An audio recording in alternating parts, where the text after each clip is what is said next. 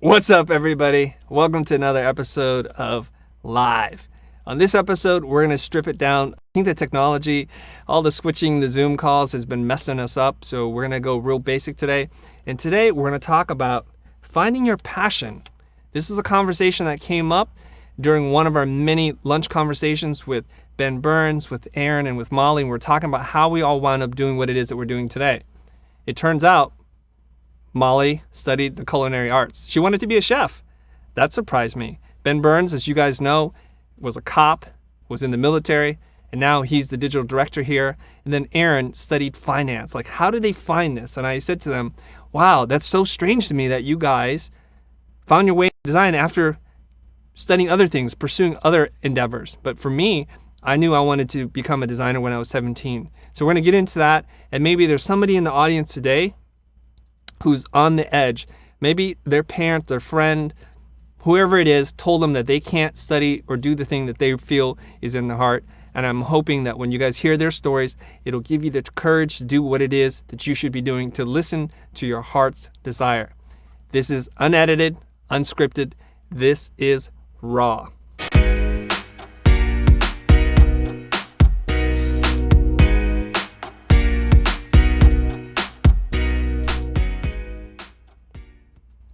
Welcome back to the show. Welcome back. Let's do a quick roll call because I'm not here by myself. Let's introduce the cast and crew of the show. Who's up? What's up, everybody? You guys know me, Mr. Ben Burns. Really glad to be back on the show. Alive and kicking, Ben. Alive and kicking. Now, you guys don't know this. Yeah. You guys don't know this, but Ben is grinding away, making sure that there's fuel in the gas tank and the car is running. We're all just driving along thinking everything's great. This is why Ben has not been on the show. He's been busy making kits. He's been fixing the website. He's doing lots of really important things that are essential to this business that allow me to goof off in front of the camera. Who's up next? Hey guys, it's Molly Drill. I'm new here at the Futur, and I'm super excited to be here. You can call me MD for short. MD, is that a medical thing? Doctor. Dr. Drill. Dr. Drill. Like you're a dentist? Yes. I would be scared of you, Molly. Yeah. Dr. Drill. It's fitting. Okay, who's up next? I'm next. I'm Aaron. I'm not new here. I've been here a long time. For years? Yeah. I'm an OG member of the Future. Mr. Essential. Yeah. Man behind the scenes. All right. Last but not least is... Hello, Future fam. I am Otto Doe, but you can call me Mini Doe. All right. Autobot 3000. Autobot. He's a ripe old age of 13, helping out on the show. We'll be answering your questions live on Twitter today for the first time. So if you guys want to talk to us via Twitter, use the hashtag Biz, B-I-Z, of design, Biz of Design. Make sure you include that in your question and your response because that's how we're going to be able to see it. All right? And of course, we're on Facebook and we're on YouTube. And if I'm so daring, I might take a call live on Facebook, but I'm not sure I want to do that. I don't want to let the technology get in our way. Okay, let's start it off, you guys. I'm curious. Molly, I'm going to start with you. Okay. Let's just have a conversation today, Let's okay? have it. And I was surprised because when Aaron said to me, you guys are the same age, I'm like, Aaron, you're not that young. Molly's like 20-something. Come on, relax. Thank you. Right? And it turned out that you actually didn't study design first. You studied Culinary. Baking and pastry. and pastry. Yeah. And tell us a little bit about what happened. Tell me a little bit about that. Well, I'll take it from the top. Just say in high school, if I want to go back that far, there were two classes that always stood out to me because I do have a learning disability. So I was a visual and hands-on learner. So I always liked classes like home ec, which is why... Oh, me too. I love home ec. I know, it was great. That's why I pursued culinary first. The other class that I liked was computer arts, I think it was called, but I didn't really go too far into that because I decided already that early on that I wanted to be a chef. So I went to Johnson & Wales in Rhode Island, and already from there, I just knew I was too young, first of all. How old were you? I mean, I was 18, but I wasn't ready to move away from home. Like, that was the main thing. And I still liked my classes, but I was just not there mentally. I was just trying to go home every weekend. I just knew that, like, I was slowly lacking passion, but my parents made me stick out the year. So then after the year was over, I went home and went to a community college in New Jersey. And it was there where I was just deciding what major I wanted to pick. And I was standing there with my mom, and we were looking at the pamphlets, and I was going to go towards culinary, like science or something with culinary again, because I just wasn't really sure. And then there's this pamphlet that was red because it was like new major, and it was kind of shining out from the others, and that was digital media technology. So when I looked into that, I saw the classes where it was like coding, film, and some graphic design. And I was like, okay, that's a pretty broad spectrum. So let me go into that and take some of those classes. So already then I started realizing like I'm onto something, and I'm liking this. And I was there for 2 years total.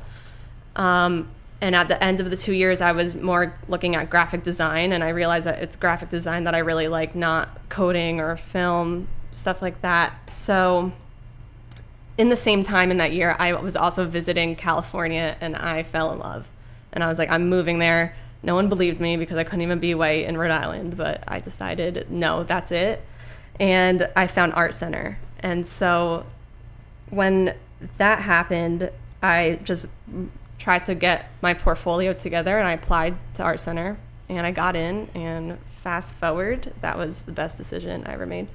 Wow. But it Okay, was also so- like I found Art Center is a great place to decide if you are passionate about something or not, because you can't be there if you're not passionate. Oh, I see.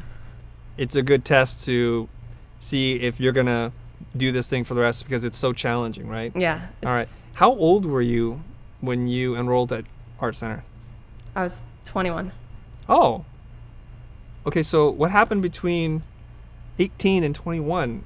It didn't seem like that much time had lapsed. It did, because I finished, from 18, I went to Johnson & Wales, and You did a year there? I did a year there, and Right. then I went to community college, and that's where I found digital media technology, and I was there for 2 years. Okay, I So, see. yeah, that was where, at the first year, I was kind of like not really sure what I liked. I was taking film classes, and then I started going towards graphic design. Are you looking at notes? No. Why do you keep looking down? I was... You're reading I'm comments? I'm thinking. Oh, you're thinking. Like, you like She's look down sweating and and think. thinking. She's sweating and thinking. Okay. Hopefully his deodorant is It's not holding up. liberally It's not applied. holding up. Aaron's just kidding, of course. Molly Yeah, smells just like an smells angel. like it. Okay. You know, the funny thing to me is that one of my favorite classes in junior high was home ec. Mm-hmm. And back then, if I was more secure in my own masculinity, I might have become a chef or something. I love making stuff. Yeah. I love to make anything, whether it's a car, like a Pine Derby car in Cub Scouts, or cookies or whatever. I love just making stuff. And you and I may have crossed paths in that world Yeah. had I had the courage, and maybe it was more acceptable for boys to pursue cooking and home ec. Yeah. That's kind of interesting. So you ultimately found Art Center, and this is wonderful. Now you're on your own discovery, and you're doing well, and we're lucky to have you. Just so you guys know, Molly also did graduate from Art Center. She's a former student of mine, and I helped to cure her of the motion design sickness, right? Yeah. Like you thought you wanted to become a motion designer, Yeah. and you also discovered that wasn't for you. Mm-hmm. She had motion sickness. Yeah, she did. Oh. No. Oh. Bazinga. And in the field of graphic design, there are a lot of things that you can pursue. What is it that you ultimately gravitated towards in terms of design? Like, what do you love the most? I love packaging, but that's just that's identity design, basically. For me, I really love branding, identity, and then like packaging falls in that at the same time. Okay. I think so. Branding and packaging, Yeah. identity design. Yeah, that's my love. Great. So if the future's identity design and packaging doesn't start to shape up, you know who to thank. Yeah. I just want to say thank you for sharing your story, Molly, and just wow. Thank Little you, Chris. inside YouTube joke there, you guys. Somebody keeps Yeah. saying wow to Molly. We have no idea what they mean. So that's why I'm going to Please throw let that us out. know what you please, mean. Please let us know. Respond. All right. I love the comments that are going on YouTube right now in the live chat, and I'll be checking in on Twitter in a little bit. Let's turn What's to Erin. Molly's role? I'm a designer. She's a designer. She's just supposed to kind of look good and. You know, Oh, really? You can punch him if you want. Okay, Molly is the designer here, but she's also helping to art direct the sets. That's why things are looking sharper. She's got a very keen eye. One thing that you're going to get, one thing at the minimum when you go to a really focused, concentrated private art school is your sensibilities are going to get really tuned. You're going to notice when edges aren't perfectly straight. You pick up on details. So you have this really discerning bionic eye. That's the rigorous training that you get. Let's move on. Let's talk to Aaron, the mystery man, the man who has one volume, one voice, one tone. Aaron, tell us about where you went to school and what you studied and ultimately how you wound up where you're at. You have 2 minutes. Go.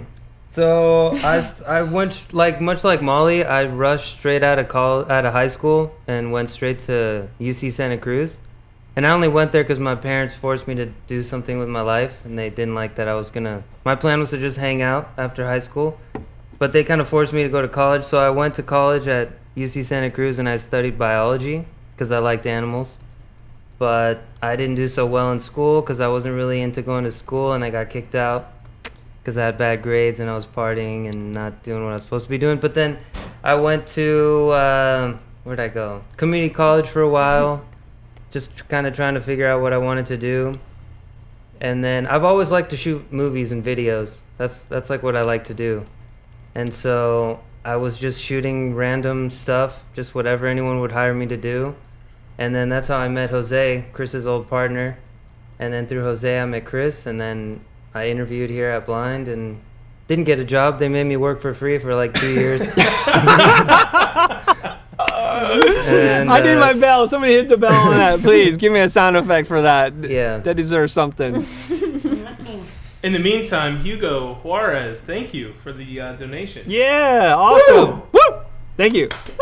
There's no sound effect, or I cannot hear the sound effect. What's the deal? Oh, yeah, well, let's Yeah, come turn on. up the sound effects. Give me- Okay. All right, let's hear go it. ahead. Lay it on us. Technology strikes again. No, it's okay. Okay, forget it. The moment Timing has passed. is- Don't is do it. everything. The Okay. moment has passed, Yeah, guys. it's the future. Comedy is about timing. Aaron, Aaron. so I have some questions for you. I have questions for Shoot, you. what you got? So you study finance, and it's odd that you study finance because we put you in charge of finances, and you're like the worst at finance. Like every time we had to balance the books, it was never balanced. So it's kind of interesting. And Sleepy Castle, I would not. If I was your career high school, career counselor in high school, I would say, you know, son, there's a lot of things you can do in life. I'm not sure numbers is your game. I'm just not sure. So I'm curious, why did you decide to study finance? It seems like not even in your character. Yeah, so I guess I didn't finish the story. Like, I was in community college, just bouncing around, not really doing anything, and then I just kind of continued that trend. Eventually, you can't keep going to community college. You got to move on to a 4-year school. So I went to Northridge, and I just studied finance because I figured that's like a real basic, generic business thing to learn, and no matter what I ended up doing, that would be useful. So I just did that. That sounds super random. What do you mean random? You just studied something that you thought was useful? Yeah, it's like very, it'll okay. be applicable to everything. No passion. No Right. passion, zero passion. I just wanted to just do something. You just like left me on a pregnant pause here. You gonna finish delivering the baby? Oh, dude, I'm talking, I'm cutting, I'm thinking, dude. This is a I'm lot sorry. for me, You man. can't walk, talk, and chew gum at the same time. It's a lot of things. All right, let's hear it. Let's hear Okay, it. so hold on. So, Aaron, I think a lot of people are going to relate to your story. They're going to relate to your story because they did the practical, pragmatic thing. They looked at their career. They didn't want to be a bum on the street. They want to move out of their parents' garage, all that kind of stuff, and they want to go out into the working world. But then you did something that you had almost no passion for, and this is the topic that we're talking about. And why are we talking about this is because I know people who are very passionate about numbers. And if you sit in a class next to them, they're going to destroy you because they get really excited. Their adrenaline goes up because they're talking about numbers, because numbers does magical things for them. In the same way that design and typography and visual storytelling do something for me. So it's really important, especially in the 21st century here, you guys, for you guys to think about what makes your heart happy, what you're really good at, and to pursue that with all your might. And in a conversation I had with Aaron Droplin, that podcast is going to be dropping pretty soon. Aaron says, even if you never do anything creative in your life, that you get to just do something just for you. Like you get to design a cool little logo, a brochure, or something just for you, that you're better off than you were before. So I want you guys to pay attention to what your heart desires, okay? And there are a lot of stories about people who discover this late in life. I'm just trying to intercept you at the pass before too much momentum, too much of life stuff happens to you, so that you can listen to this and just pay attention to what your body and your heart wants. All right. And ultimately, what Aaron is passionate about, and this is clear as anything, is he's passionate about taking pictures, shooting video, and that's how he wound up on our doorsteps. Kind of like an abandoned baby in a basket with a note that says, please feed and take care of my son. We took Aaron in. It wasn't quite 2 years, but he did work for us for the amazing low price of free. Now, normally I do not recommend this. But Aaron showed his worth. He showed that he had the temperament, he had the drive, and he was a really loyal guy who would do just about anything. He would do just about anything to help us out. And whether or not he had the talent at that moment in time didn't really matter to me, because that showed me a lot about who his character was. And so every time I asked him to do something, he would do his best. He wouldn't always hit it, but he would do his best, and he would learn and he would improve. And that to me said a lot about who he was. And I want to say this, guys, before people start dropping off their babies at our doorstep. The only reason why I took him in was because it was through Jose. And yeah, the internet's giving me a hard time about my old generation tech version 1.0 earpods or earbuds. Yeah, but whatevs, people, deal with it. I'm on this side and you're on that side, so just deal, okay? Deal. All right. Thanks for sharing that story, Aaron. How do you feel today that you're doing something that's much closer to what it is you ultimately love to do? How does that make you feel? I just want to say thank you for the kind words you just said about me. Don't tear up on me, Doug. Appreciate it. Hold on. Is that something in your eye? No. Is that something in your eye? You okay? You all right? I feel so So good. sweet. I'm gonna cry. No, Okay, but- let it out. So what was your question? How do I feel now? How do you feel right now? I feel good. I feel like I'm doing exactly what I want to do, and I keep getting better. And you help me get better at the things I like to do. And I don't feel like I come into work. Like I just come in here, and I would. Even if I didn't get paid, I'd still come in here because it's just cool to be here, and Yeah. I like what I do. So Oh, cool. I also feel like sometimes you don't come in and you're not working, but that's a different story. Marlise is saying he probably learned a buttload, and trust me, he learned a buttload. I did. All right. Next up, you guys, we know Ben's story, but let's just kind of highlight the little courage points, the courage moments for Mr. Ben Burns. Let's talk a little bit in case you guys are unfamiliar with who he is and what he's done and how he wound up here. So Ben, take it away. Yeah, so I don't even want to talk about the police and the military part. I feel like that's been sufficiently covered over the years. But I do want to talk about when I discovered design, because that wasn't until I was like 19 or 20 years old. In high school, I was obsessed with photography, and this is back before digital cameras were affordable and widely used. And so I spent years in photo classes, and I had this dream of becoming, this photographer with a studio in New York City and all this kind of stuff. And somebody along the way convinced me that I wouldn't be able to make money doing that. And so I was like, I guess I'll stop all this and go to college. So I wound up at a school that in a program that they were trying to teach printing techniques and stuff like that. That wasn't really interesting to me. So I found my way into an advertising program. And I was sitting in this class. I was trying to come up with these ad concepts. And every single time I tried to create something, I would have to design it or create it visually. And I remember sitting in that class, seeing everybody present their work, and I'm like, oh man, this stuff sucks. They did this in Word, and I'm over here using Adobe, Photoshop or something like that. And I almost failed that class because the whole point of the class was to come up with that concept, that witty tagline, stuff like that. And I was more focused on the aesthetics. And so that professor kind of pulled me aside and said, you may be more interested in design. And that's when I started seeking, design education online and an internship. Well, cool. Thanks for sharing that story. So who is this person? Do you want to mention their name that discouraged you from pursuing graphic design or the arts as a viable? I don't know who it is. It was just this belief that happened over time, probably like my senior year in high school, where I just for some reason I was like, there's no future in this. I'm not going to be able to make any money in this, and the magic just died for me at that point. Yeah, I don't know. Okay, cool. Let's hold on that thought for 1 second. Somebody's been asking, like, who's that little kid? That is my son. He's 13 years old, and just want to answer that question on YouTube, whoever's asking that question.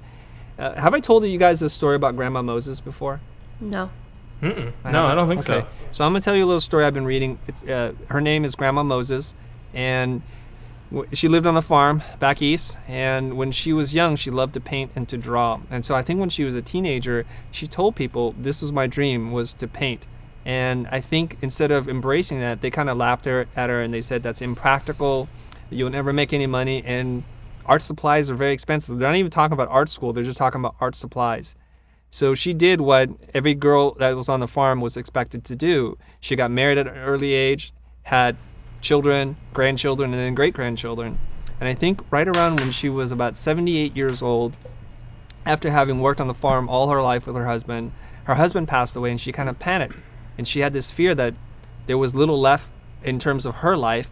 And she went to see the doctor, and the doctor says, you're too old, your hands are too frail, you got to stop working on the farm. So that's when she turned back to her childhood passion, her desire, and went out, drove to the store and bought paint supplies, brushes, and canvas and started to paint. I think it took her 3 years before she finished her first painting. And she wound up doing these kind of landscapes that were later known as primitive landscapes. And they were exhibited, and she continued to paint into way past 100 years old, and some sold at those fancy art house auctions, Sotheby's or something like that, for over $100,000. Now, they look at her body of painting, or her work, and said, had she started when she was 13 years old and painted and made the kind of progression that she did, she would have been one of the richest women in America. So when you tell me your story about somebody suppressing your passion, your art, and saying it's not practical, I think what's not practical is doing something that you don't love, doing something that you don't believe in, that you can't get your might behind. And I'm Amen. Thank you. Yeah. Thank you. And I'm starting to investigate Alan Watts, and he's a bit of a philosopher. He's no longer alive, but my wife's turning me on to him, and he says something, and I'm paraphrasing. I'm sorry if I'm butchering this. He says, you should never work in your life. Life should be all about play, and the big trick in life is to get paid to play. And a lot of people are commenting and saying to me, like, Chris, when do you sleep? You're always up, and you're always doing media, you're answering questions, you're always so giving. Because if I'm being honest with you guys, this is play for me. And like Aaron said, even if he didn't get paid, he would be here. And I'm here for you because I love doing this thing. I love creating content. I like writing and producing and having conversations with people online and reaching out to you from wherever you are and doing my best to help you, to kind of pay it forward.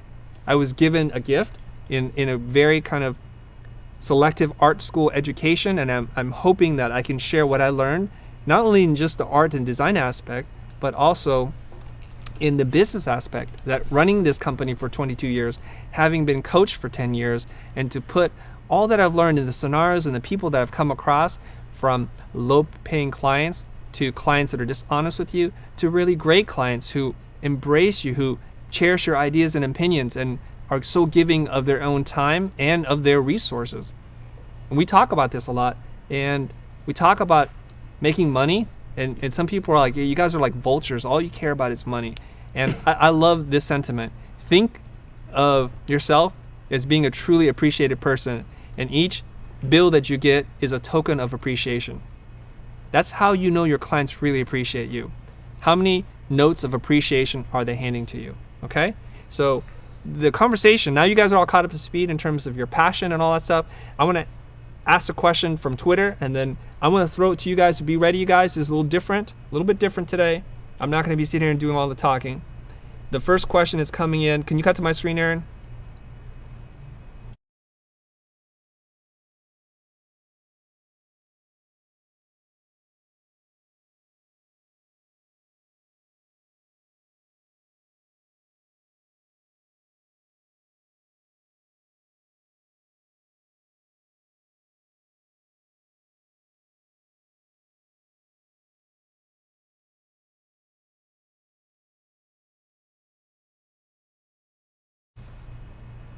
Ben, you got something? Yeah, I'm trying to think, like, business-like.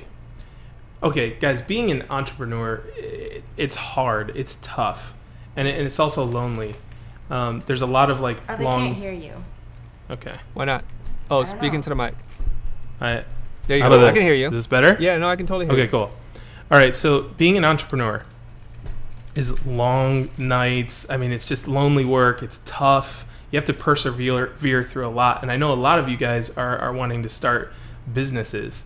And if you start a business on something that you are not passionate about, that you actually don't love to do, it's going to be really a lot harder for you to get through those long nights. It's going to be much harder for you to see the business over the tough times. So Okay. that's my answer. Chris, can you recap the question yes, again? I can. Aaron, did you fix the problem? Yeah. All right. Okay. The question, don't cut to my screen if that's the problem. Jesus Corona had asked this question. This sounds weird. This is like a Jeopardy thing where Ben gives you the answer and I'm going to ask the question, right?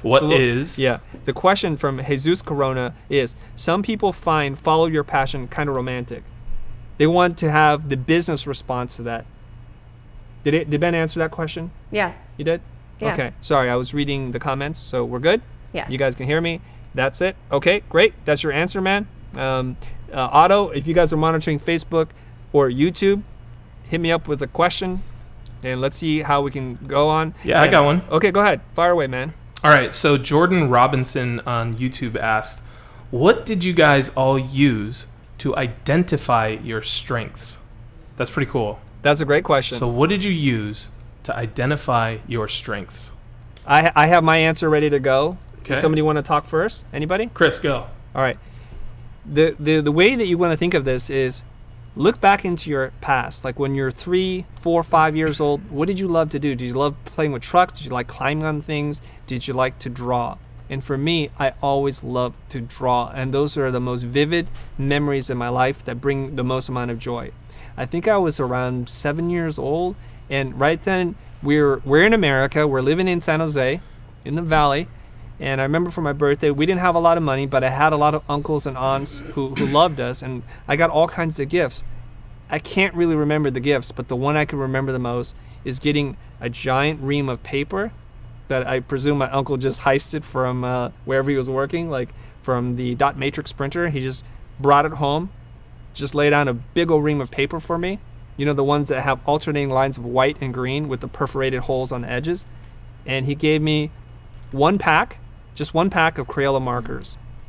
And I was thrilled. I was through the moon. The first thing I did was to draw him a thank you card.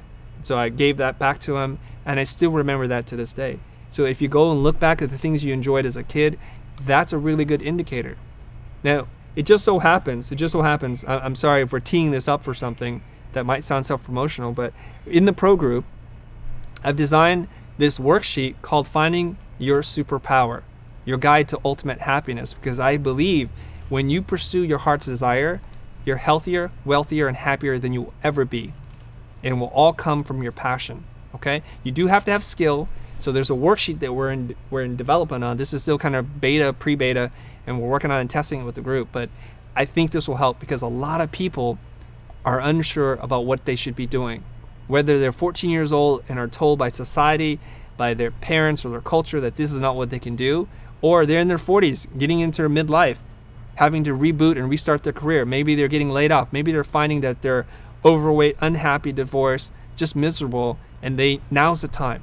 Or you can be like Grandma Moses and have your husband die, and that's your wake-up call. Hopefully, it's not then that you start to pursue your career and your passion. Yeah. All right, Molly, you want to say something? No, yeah, I mean, I agree. I feel like it's to identify my strengths. I just pursued the thing that I loved doing the most, and this is in design school too. And when I put the most time into something, then I would get better with that. So, and I would also, it would help with the feedback from my teachers, which I know that not everyone here is in that type of school setting, but that's what helped me identify mine. Great. Anybody else want to contribute to this? Yeah, I was thinking it's on. Like, even if I read the comments, someone was saying, what if you're not good at your passion? That's a problem. It's a problem, but I feel like if you have a passion for something, even if you are bad at it, eventually, if you stick with it, you're going to be at least halfway decent. Yeah, you will be. There's no way you can't get better if you really like something and you just keep doing it. It's like impossible not to get better, right? Yeah, if you keep working on it. Yeah. And the Yeah. passion is going to push you past that point where other people quit. And I'll say this, you guys. When I studied graphic design, I was late to it relative to the other people who I was going to school with. So when I was at Art Center as, I think, a 18 or 19-year-old kid going to Art Center, there had people that were going to Art Center who had went to a specialty art high school, and that blew me away. Like, these things exist? All they did in high school was to study art and design, so I was coming from behind. I didn't have any clear role models or people in my life that were intimately involved in my life, helping to shape my taste, my style, and my aesthetic. I wasn't in that place where my parents would tour the world and show me and talk to me about good design, good architecture. So I had some really bad taste. I gotta be honest. Like some of my favorite colors in the beginning was purple and turquoise, guys. I know, the shame. Purple. Chris, it was and the turquoise. same way with me. Really? I came in, I was 21 and I was just surrounded by all these other kids that I was like, I didn't feel like I belonged there. I was like, I got in on a mistake because my work and my taste is nothing Like compared cheesy. Yeah, it was. Yeah, same here. And I just stuck with it. Yeah. It's because I loved it, and Yeah. I was like, I want to be better. I want to get better, and so I put in the hours, and that's where it got me. Yeah, so that'll help you. So luckily, I met up with a college friend of mine because I went to community college for a year to get my portfolio together to go to Art Center. And I met up with him, and he grew up in an affluent family. His name is Edward, and Edward, his dad was an investment banker. We're talking about real money. They grew up in the hoity-toity parts of Phoenix, and he had really great taste. So he would look at some of my work and kind of, really, Doe, you're going to do that? And that was enough. He wasn't doing it in a malicious way. He was just not subtly, telling me that was total cheeseball design. And so I was appreciative of that. Instead of looking at that as criticism, I looked at it like, gosh, I can learn something from you. And so I would observe what he would do. And sooner or later, I out-hustled and outworked each and every single person who had an advantage, either a jump start with design, or maybe they had more money, more resources. They had all the cards stacked in their favor. I had one friend from school whose brother was a banker. So he was feeding him clients, and all this guy was doing client work. And I remember to this day, you guys, I want to tell you the story. I remember that all the other students were so jealous of him because the whole point of going to school was to be able to have freelance clients and to have professional work in your portfolio. So what he was doing right about around fourth or fifth semester, which is the sophomore junior year, was doing professional work. But I shook my head and I was thinking, and I told him this, like, you shouldn't do this. You're in school to learn. You're paying all this kind of money and you're going to stop learning now to do work? You have your whole life to do work. And so what I saw by the time I was 7th or 8th term, that he was still stuck where he was at the halfway point. Because he was at that point pursuing money. And the irony is his brother and his family, they were really well off. They didn't even need to make the money. So this is why we're going to go back to finding your passion and pursuing that, and that's going to carry you past the finish line. Now, a lot of people say, I'm really passionate, but I'm not good. I'm really passionate, but I'm not good. And I want to challenge you on that you think you're passionate. Do you eat, drink, sleep, dream, design, editing, coding, whatever it is that you want? Is that really what's in your heart, that nobody can pull this away from you ever? And if that's truly the case, then you are passionate. Then now you just need to work on the skill part. I cannot teach you the passion part, but we're here. We're hoping to kind of bridge those gaps that exist between these super exclusive art schools, the ones I was privileged enough to go to, versus like the people in Nigeria who are just scraping by trying to figure out how to do design because that's what they're passionate about. We're trying to bridge that gap. Okay? All right. So thanks for sticking along with this. Anything else you guys want to talk about, Molly? I saw a question that was. Go ahead. Do you have Yeah, it? Jessica Martinez on Facebook wants to know, what if you felt strongly passionate for something, but then you feel like your passion is fading? Does that mean that it wasn't your actual passion to begin with, or do you need to find a new path, or is the passion Good still? question. Very good question. Way to Kind of like pull that what one you out. just said. Yeah. Yeah. Let's talk about that. Who's got an opinion on that? And then I'll answer it. I mean, I feel like you just covered that where it's like, is this really your passion? Do you, like, you have to question if this is really the drive and, like, where you want to go on that. Okay. Anybody else want to expand on that before we deal with the super chat? Yeah, I got something. I feel like there's a distinction to be made between, like, being passionate. Like, some people are just passionate people about whatever. You know, they just have a fire in their heart. Whatever they want to do, they just do it full blast. And some people maybe are more like me, and they're kind of just whatever about everything. So, like, but, I mean, I think as long as you have an interest in something, I think that's enough for a lot of people. And even if you feel like it's, I don't know, if it's fading, maybe you should do something else. I don't know. I'm the wrong guy to ask, honestly, because I feel like... Are you talking yourself out of your own I answer? don't know. I'm I just think you might talking and be. thinking. I don't know. Someone No, help me out. I'll jump on the Aaron bandwagon here. Okay, go ahead.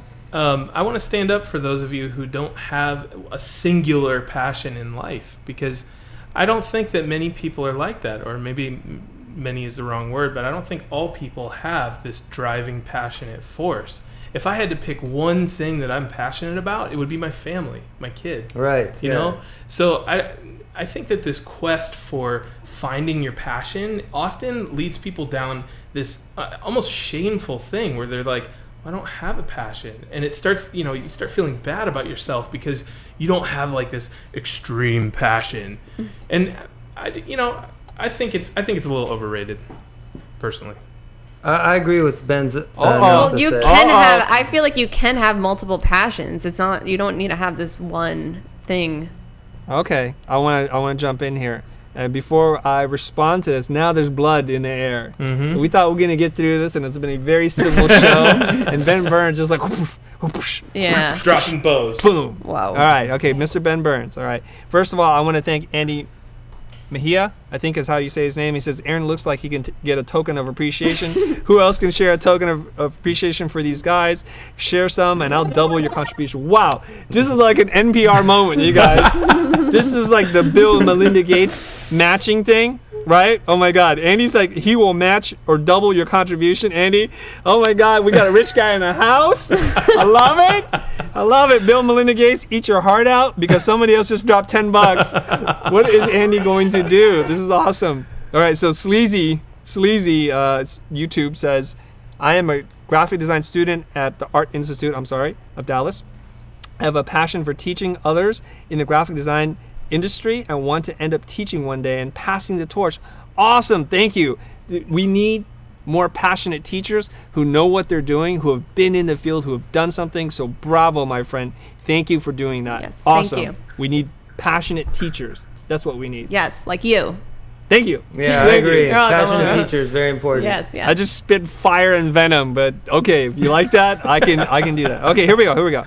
Let's get back to what Ben was talking about. Now, Ben was saying, hey man, just because you're passionate about something that doesn't sound like design, you shouldn't feel bad about yourself. And I'm total agreement with you right there. All right? You are passionate about something, because if you're not, you're just like milquetoast to me. Nothing gets you out of bed. You can't get excited over anything.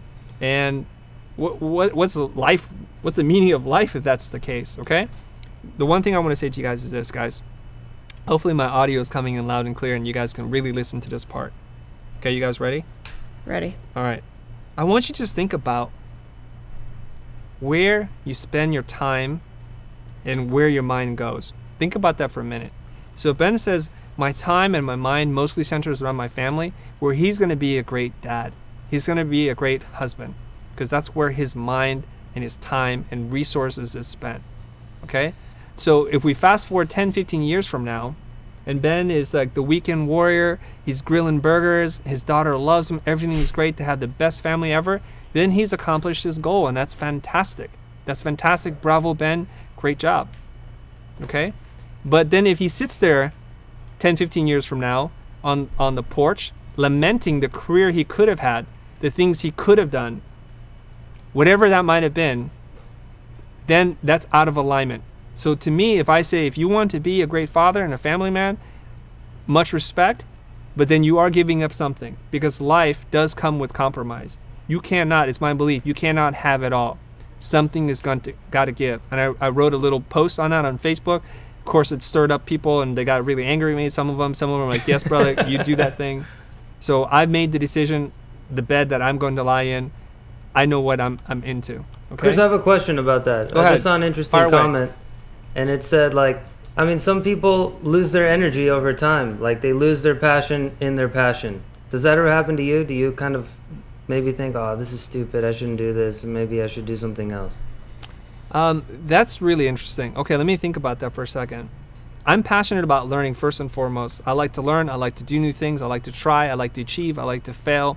And so if you love learning, the more you learn, the more you realize you don't know anything. And so that's a never-ending quest. And I am, what we've talked about before, I'm a constant improver. That's what my therapist told me. I'm always looking for ways to improve. Improve the broadcast, improve the lighting. You guys know how I am. This is my consistent life thing. We are always doing postmortems after the call, after the pitch, after a meeting. What did we learn? What could we do better? This is what my mind is focused on because I always want to be better.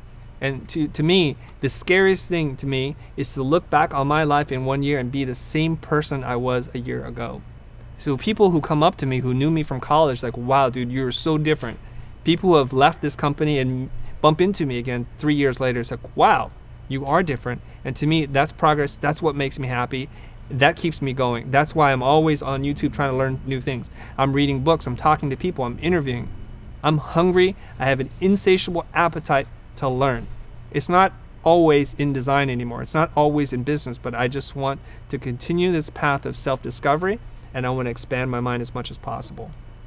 Yes, someone described it like even learning, like you said, you're a life learner and you have a zeal for it all the time. Mm-hmm. Some people say it's like, don't you ever feel like there's the honeymoon phase of you learning something, and then maybe you're all about it and you're loving it, and then you kind of drop off interest. You're like, this is getting too difficult. The payoff isn't there. I should just move on, learn something else. I mean, Okay. Let me ask you guys this, and I want to ask the internet this, Facebook, Twitter, YouTube. I want to ask you guys this question, and you guys especially here, Molly, Aaron, and Ben, and Otto. Is there something that happens in your life that you get that weird tingly feeling inside your body? Yes. That in your gut, it's just like that excitement. It could be acid reflux. You get all tingly. And for Otto, it could be some kind of Vampire Diaries episode that's coming out. For Ben Burns and myself, it could be the latest episode of Game of Thrones. You get that nervous anticipation, that little bit of delight. Mm-hmm. Aaron, what about you? yeah, I feel delighted. About lot. what? About what? Talk to me. About what? Yeah, tell me. What do you get excited about? Oh, Oh, snaps. God. I don't know. Sleepy What do I get Castle. excited about? Oh, no. Working out. Maybe you get really excited about working out. Getting a good pump on. No? Yeah, I like that, but Okay, that's not it. Okay. Okay, you think about your answer. I'll But think Molly, about what it. do you get really, really excited about? Well, I always get really excited when I start a new project. But if we're not talking about only design, I get really In life. excited. Yeah, Yeah. I get excited about rock climbing outside. That's a big one. I get excited about watching Game of Thrones. Okay, you Like too? just Another this GOT? past Oh, this well, past friggin- weekend. We can't talk about it. We can't. No Okay, spoilers. okay, No sorry, spoilers. sorry. It was amazing. Yes, it was amazing. I got chills. I was, Okay. you know. All right. I'm feeling you. And I think a lot of our nerdy audience is feeling us too. And I want to talk about this for a second. Aaron, I want to talk about this. When Sunday rolls around, I have a pre-Game of Thrones ritual. I really do. I want to eat. I want to finish all my work. And I want the DVR to record a certain amount. I don't know why, because there's no commercials. I don't have to fast forward commercials or anything. And then I make sure the kids would have what they want. It's like, okay, guys, Dad's going to disappear for a while. I'll reemerge in 1 hour. Please do not disturb me. The phone's off. I'm so excited. I watch and I pause. I'm like, wait, what did you say again? I rewind. I watch it again. After it finishes, I'll jump back to the part that I liked. I'll rewatch it. I'll study the shot. This is what I'm passionate about. So why would that ever go away? Would that ever go away? To me, learning is the greatest form of a high that I can get, that's drug-free, that's healthy, and I want to be addicted to it for life. That feeling that we're talking about with Game of Thrones is how I feel about learning. I will stay up all night trying to figure out the shortcut to Premiere to do something. It would take me 10 minutes to do the lame old way, but I will research. I'll watch a YouTube video. And while I'm watching a YouTube video on how to do it the fastest, most efficient way, I'll be studying that person's channel. I add them to my watch list. I'm like, wow, that guy, that girl was really dynamic in presenting information. It makes me reevaluate how we produce content. That's what I get from all this stuff, right? And you guys who are on this journey with us are the beneficiaries of my hunger, my desire to learn, and my desire to share and give freely. Okay, there's a bunch of comments coming in here. I want to read some of them from YouTube. Some of them are pretty funny. Yeah. It's all jumping around here. What happened? All right, somebody says, "F you, Chris. I hate you. You're so smart." I didn't see that one. Oh yeah, you got it's in there. Where's that? Let me find this. Somebody says pigtails and Mountain Dew. I have no idea. That sounds dirty. Don't read into that. Okay, don't. Oh my gosh. Some dirty stuff is coming up, you guys. Come on, keep it PG. Come on. I saw something that I wanted to ask you. I'm a kid here. Yeah, this is a 13-year-old kid here, guys. Come on, keep it clean. He's monitoring the comments. Go ahead, Aaron. Talk to me. Someone said that they said, "Oh, I'm gonna sound." You see the one where he's like, you guys are gonna hate me. I'm gonna sound terrible," but he gets a kick out of like when he closes a deal, like he gets someone to agree to something. Do you feel that way too? The thrill of a deal well The thrill of the struck? kill? Yeah. Do you feel that? Because that's a big part of your Why life. would that I feel make like. anybody feel horrible? Yeah. Because that's kind of weird, right? No, it's you win. You win. win. I love winning. Ben, you seem to talk about. I think you like this. yeah. Go ahead, Relate man. to that. Talk about it. I love winning. Yeah, it is. Sound It's like Chris. It's like you're bringing home that fresh kill. You know what I mean? And it's not like they're hurting. You know what I mean? It's still a deal that they're going to get something that they want. But if you go out and you crush that sale, that's a great feeling. Maybe I'm just too competitive. I don't know. Chris, No, okay. So wait. You're talking to Mr. Competitive. No, hold on. Ben is super competitive. He really is. And I'm competitive too. But I know battles that I can win, and I know battles that I'm going to lose. I know the difference between the two, and that's the key. I just like progressing. So to me, progressing is if a bid comes up and you're working with a client, not to progress is not to do the work, not to get the client. I like progress. I like to reframe everything in my mind to fuel me, to drive me forward, to fill me with optimism and hope so I can push forward every single day. Okay?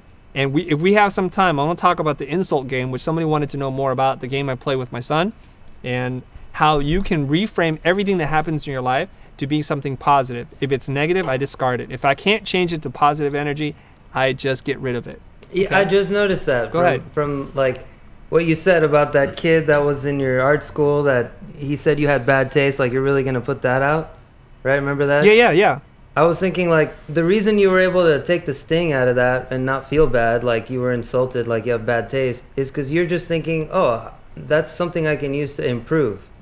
It's all your whole ethos about improve all the time. So like, I would have been like, dude, what, my taste is bad? Like, F you, man. And then, but you don't think that way. You never think that way. No, I try not to think that way.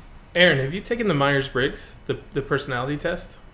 Oh, it must have been one of those classes I skipped. No, know? it's not a class. It's a little test. Oh, okay. You should take it.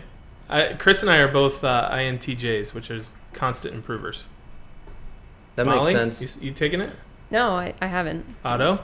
No, he hasn't. I want to see Otto's. What is Yeah. that? Well, we'll figure it out. Myers-Briggs, you guys can look it up later. It's a personality test, and it groups people into 4 different kinds of categories. And depending on the letter, there's a lot of different combinations. But there's, I think, 64 different types of people? Yeah. Because there's 4 columns and 2 variables each, or something. I don't know. My math isn't good, but that's what we're talking about. That was a slight kind of veer to the left there. Sorry. Yeah. It's okay. I look at it like this, guys, and we've talked about this. Your mind, what you think, has to be like a fortress. It has to have this impenetrable wall. It's got a tiny little opening and a gate. You only let the good stuff in. So you're standing in front of your mind, guarding it, like you're the best knight in the land. Maybe you're Bronn. Maybe you're who's the tall girl? Brienne. Like you can slay everybody. And so what's coming up across the drawbridge? It's information.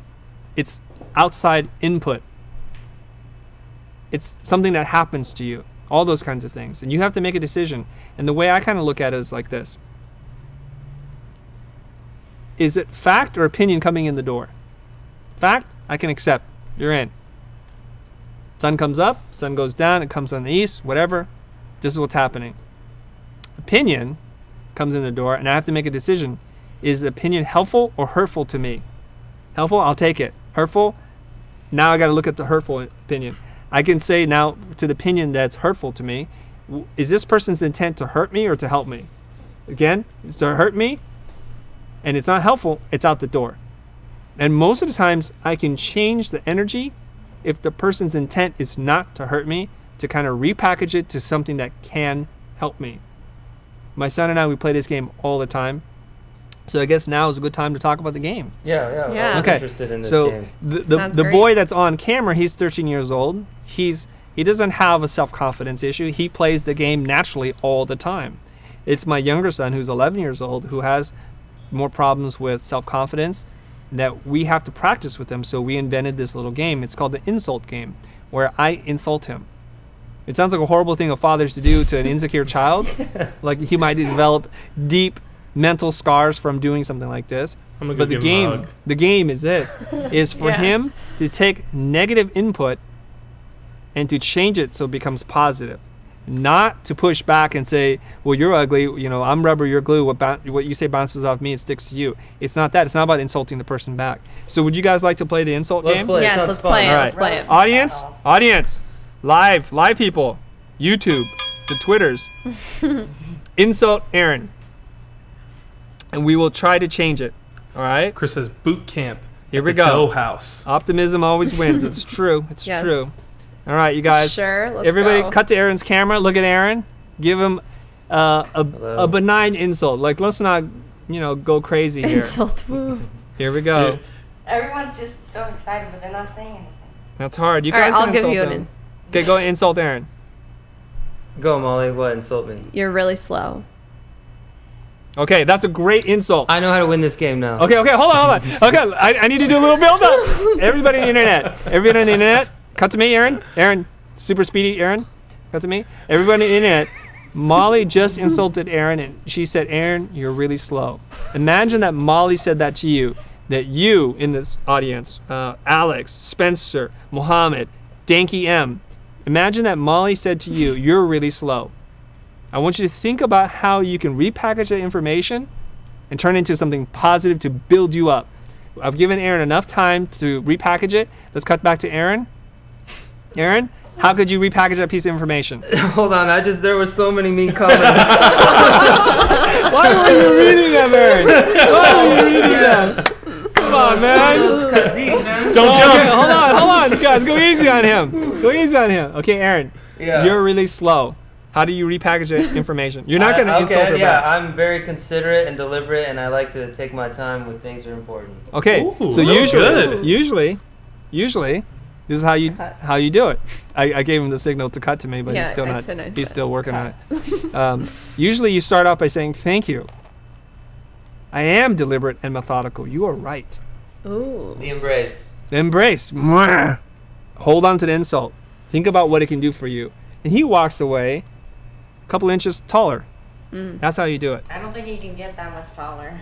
All right. Oh, of course you can. You can always grow in your mind, not maybe your face. Okay. Your face. I'm sorry. Somebody wrote boring monkey face. I'm messed up. I was reading some comment on YouTube. Read more. Freudian slip. I'm sorry. A Freudian slip. All right. Let's try another one. Someone says his facial hair is patchy. Yeah. Well, that's a work in progress there. Take it easy. So yeah, how do you make that a? No. What I want to say is stay away from those kind of physical insults. Mm-hmm. Okay, try to stay away from that. We're not trying to tear the guy down, saying No, they were He pretty has a funny. tear in It's his- okay. Okay, is it okay? Is yeah, it okay? it's cool. There, All right. It's all good fun and games. Okay. All right, so let's try another one. So Okay. why don't you sling one at Ben? Me? Yeah, sling one at Ben. Let's go. They like this game, you guys. Do you want to help me with an insult for Ben? I feel She like I'm doesn't too know me that close to him. I don't have the. Let's see.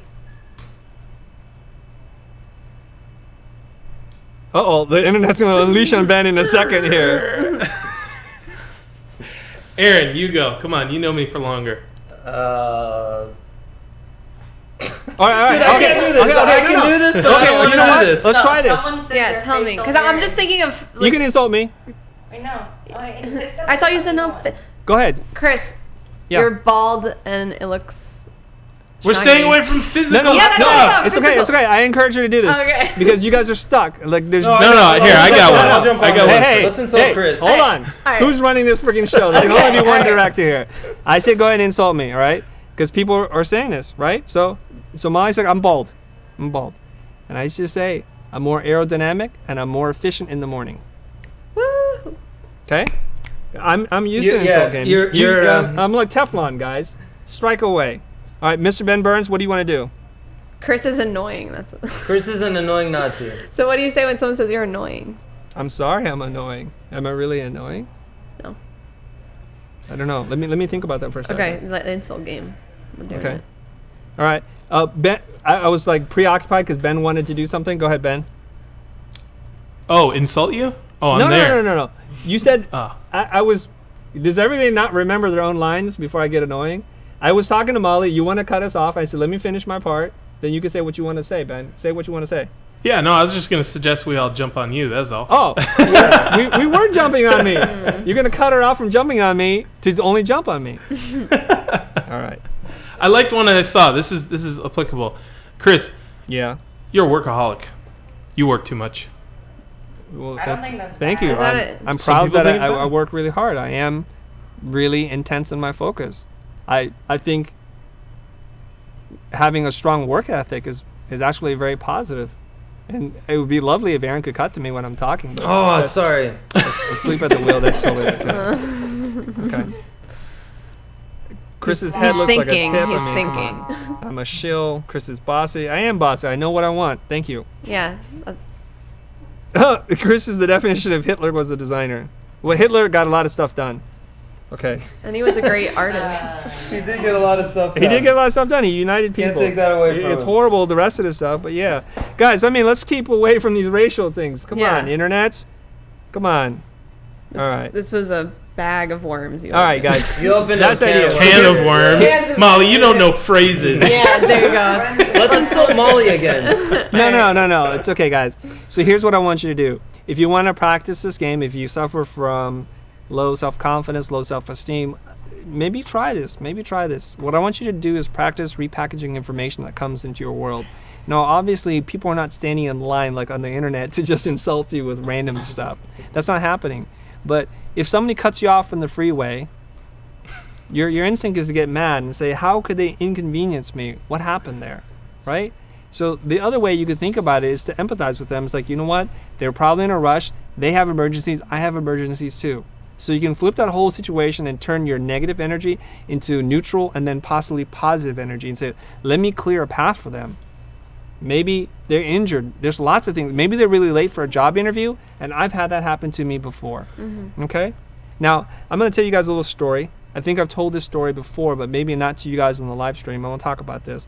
I think I heard this story on Radiolab, so forgive me if I'm not quoting the source correctly. They said that they have this story of two people who got shot with a bullet, who were shot. One person was really saying that it was a painful experience, it was a horrible experience. The other person was actually happy. How could one person get shot and be hating life and the other person get shot and love life? So here's the scenario. This woman stopped by a convenience store on her way to work. And when she came into the store, a robbery was in progress and bullets were fired, and she got caught as part of collateral damage. So she's on the floor bleeding, and the paramedics come in. She's angry, she's miserable, and they ask her, describe the pain on a level of 1 to 10. She's like 10. And they asked her what else is going on, and she said that, man, I'm going to miss work. I'm going to lose potentially my job, and it's so, like, why did this happen to me? Now I'm going to have to deal with this insurance, paperwork, and all this other kind of stuff. So for her, the experience of getting shot was very painful, very inconvenient, and she was really angry about it. Here's a different situation. There's a soldier who's fighting in Iraq. He gets shot. And so when he realizes he's shot, he first looks and says, you know what? I'm still alive. So now he has a grateful mindset. And he says, you know what? It's not a life-changing wound. There's no vital body parts that are hit. I'm good. And he starts to think about getting, would he be honorably discharged or go out with a Purple Heart or something? Ben, help me out here. Reading the comments. Sorry, man. Okay, thanks for paying attention to the show. I appreciate your... There's a reason why Ben is not on the show anymore? No, I'm just kidding. So when you're wounded on the field, you get sent home, right? Do they give you a medal or something for getting shot? Yeah, if you're in a combat zone, you'll get a Purple Heart. Purple Heart. If it's So he's thinking he's going to go home, he gets the medal, and everything is good in his life. So when they asked him to describe his level of pain, it scored very low. This is about the mindset, the mentality to guard your mind, okay? So you can look at all the external things that happen to you, the action, things that happen to you. Yeah, that's the event. good. That's Change a good, it. You got it. What's what you focus on? Is that how this? How does this tie back into finding your passion? I don't know. He was telling a story. Yeah, but like what? Well, it was the natural evolution of the insult game. I'm trying to dovetail all this stuff for you guys. That how you think about what happens to you, the things that people say, information, insults, all this kind of stuff, you can repackage it. Because somebody wanted to know about this more. They wanted a deeper dive into how you play the insult game. And I just wanted to share that with you guys, okay? We have probably, 10 or 15 more minutes before we have to get out of here, you guys. I got a question. And I have some promotional stuff, some announcements to make at the end of the show. Stick around. Ben, what's your question? All right, so a whole bunch of people have asked, I have a lot of passions. How do I pick one? Oh, yes. I see that all over the place, right? Yeah. Mm-hmm. Whew. Okay, how do you pick one? We talked about this last one. I think. Well, why don't you say it? Go ahead. I'm trying. I wasn't here last time. Molly. I know. I don't think you have to pick one, right? You can do more than one, but maybe you should have one that you focus on more. Maybe. Okay. Anybody else want to chime in here? I don't know. It's a tough one. It's a tough one. I think that you can absolutely have more than one passions. More than one passion, excuse me. I'm extremely passionate about being a father, but I'm also passionate about UX. Wait, hold on. I want to stop you there. Okay. When you say you're really passionate about being a father, do you mean you want to father more children? Well, what I don't understand. No, I'm passionate about being a good father. There you go. Thank you. Yeah. I just want to clarify for people. I have a daughter. Right. You want to live up to the man that your daughter sees and not the man that you are. Right. Right? Exactly. Okay, Exactly. so we just want to be clear about that. And so how are you going to do that, Ben? What do you mean? How do you live up and be our superhero? Well, it's just all about spending time and stuff like that. But I want to get back to answering the question. Okay. Okay. So, I'm passionate about being a good father. Yep. And then I'm also passionate about, UX and UI. I'm passionate about growing this business and being kind of an entrepreneur in this space. And, so I have a lot of things going on. And just because I'm passionate about UI and UX does not mean that I'm no longer passionate about being a good father. Right. So here's the thing, guys. I think you can excel at one or two things and you can do okay at lots of things. The more things you add to your deck, the more your efforts get diluted across a broad spectrum. And we talked about this before. Mm-hmm. It is my opinion, and I've shared the story in the article, in that when I went to Art Center, I knew that they gave you too much homework, Molly. Every teacher, almost by design, wants to give you so much homework that you have to pick whose class is more important than the other. Okay? So we know that the thing that you can't change is time. You have to go to sleep for a certain period of time. You have to shower. You have to do. So how much time can you dedicate? And when you have 5 classes screaming, fighting for your attention the entire time, you have to make some hard choices. And I saw a lot of decisions being made by my fellow students. Luckily for me, even at that early age, I was very observant and I was looking at how people behave and the results they got from how they behave and thought. So one person said, you know what, when I get homework, I'm going to do it right away because I want to go to bed by 10 o'clock. I want to be able to go visit my family on the weekends, and they did what they needed to do. Another person said, I'm going to do my best at all of them. I don't want to compromise on anything. And what I saw was they didn't get a lot of sleep and they didn't have anything else left in them.